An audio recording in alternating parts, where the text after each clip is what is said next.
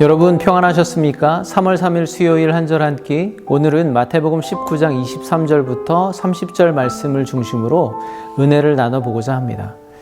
먼저 23절과 24절 말씀을 읽어보겠습니다. 예수께서 제자들에게 이르시되 내가 진실로 너희에게 이르노니 부자는 천국에 들어가기가 어려우니라. 다시 너희에게 말하노니 낙타가 바늘귀로 들어가는 것이 부자가 하나님의 나라에 들어가는 것보다 쉬우니라 하시니.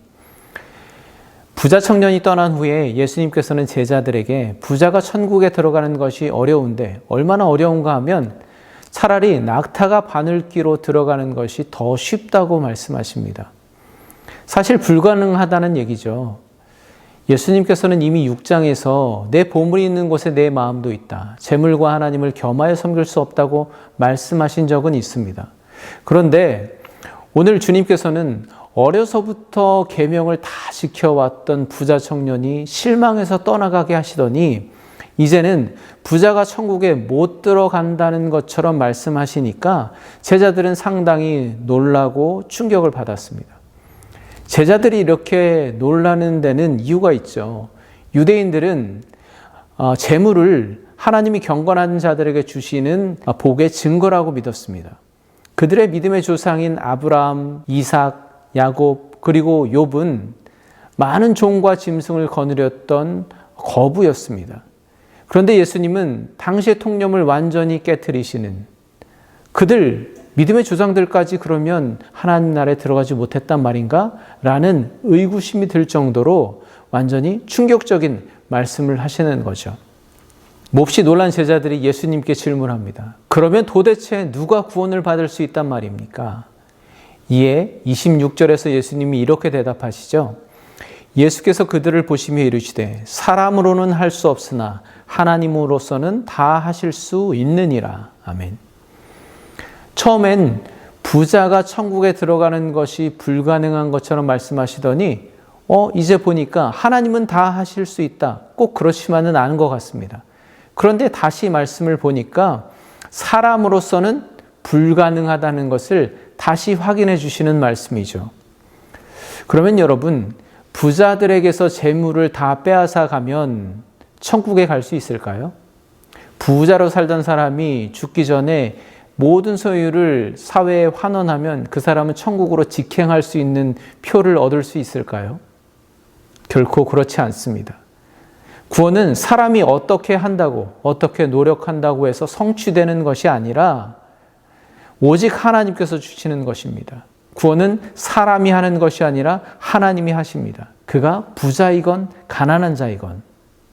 그러므로 우리 인간에게 필요한 것은 우리 스스로 구원받기 위해서 무엇을 해야 하지가 아니라 오직 구원의 주이신 하나님을 절대 의지하는 것입니다. 그래서 하나님은 이전에 천국이 어린아이와 같은 자들의 것이다 라고 말씀하시죠. 아이들은 돈이고 권세고 다 필요 없습니다. 그것으로 행불행을 느끼지 않습니다. 오직 자기가 절대 의지하고 기댈 수 있는 부모와 함께 할 때 아이들은 행복한 것이죠. 아이들에게 부모와 함께하는 그 시간, 그것이 바로 그들에게는 천국인 것이죠. 여러분은 무엇을 할 때, 무엇과 누구와 함께할 때 가장 행복하다고 느끼십니까? 바로 그곳이 여러분에게 천국이라고 확신하십니까? 그러자 베드로가 다시 묻습니다. 우리가 모든 것을 버리고 주를 따라 싸운데 그런즉 우리가 무엇을 얻으리이까? 그렇다면 여기까지 주님을 따라오느라 모든 것을 버렸는데 그물과 배와 모든 생계와 아버지마저도 버리고 주님을 따라왔는데 우리에게 부자도 못 된다고 하고 또 천국에도 가지 못한다고 하면 대체 우리가 얻을 수 있는 것이 무엇입니까? 무엇으로 보상해 주시겠습니까? 라고 묻는 것이죠.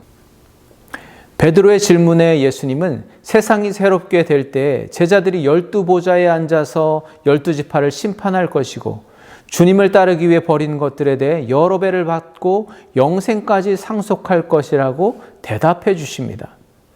저는 이 예수님의 답변이 베드로와 제자들을 아주 흡족하게 했을 것이라고 생각합니다. 그럼 그렇지 예수님께서 그저 모른 척 하실 리가 있어? 입 싹 닦으실 리가 없지. 새로운 세상이 시작되면 우리에게 한 자리씩 다 내어주실 거야. 몇 배로 갚아주실 거야. 라고 생각했을 것입니다. 그래서일까요? 예수님은 기분 좋게 들렸을 그 약속 끝에 한 가지 중요한 말씀을 덧붙이십니다. 먼저 된 자로서 나중되고 나중된 자로서 먼저 될 자가 많다. 이 말씀은 먼저 믿었다고 해서 모든 것을 버리고 주님을 따랐다고 해서 그것을 공로로 생각하거나 그로 인해서 우선권을 주장할 수 없다는 것입니다. 왜냐하면 천국은 인간의 노력이나 공로가 아니라 인간의 기준이 아니라 오직 하나님의 은혜가 다스리는 곳이기 때문입니다.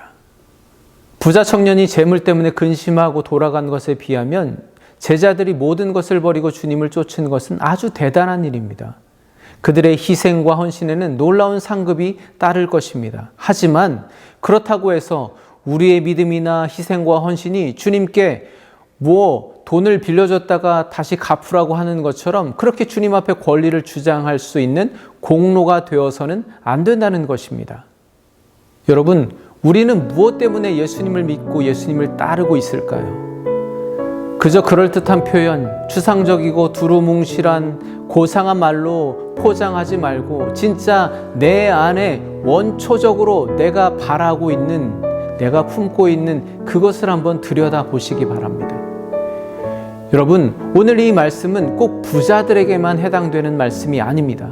부자든 부자가 되려고 하는 사람이든 또 너무나 가난해서 물질을 목적으로 삼고 사는 사람이든 하나님이 아닌 그것에 묶여 있다면 그것이 또한 배우자, 자녀, 가정, 어떤 사람, 어떤 일, 사업, 명예, 그것이 무엇이든 그 사람의 마음이 그 세상 것에 묶여 있다면 그 사람은 하나님의 나라에 들어갈 수 없다는 말씀입니다. 그것을 끊고 오직 예수 그리스도의 메인 자만이 하나님 나라에 들어갈 수 있음을 기억하시기 바랍니다. 오늘도 주님께 붙들린 바 되어서 천국을 경험하시는 복된 하루 되시기를 간절히 바랍니다. 감사합니다.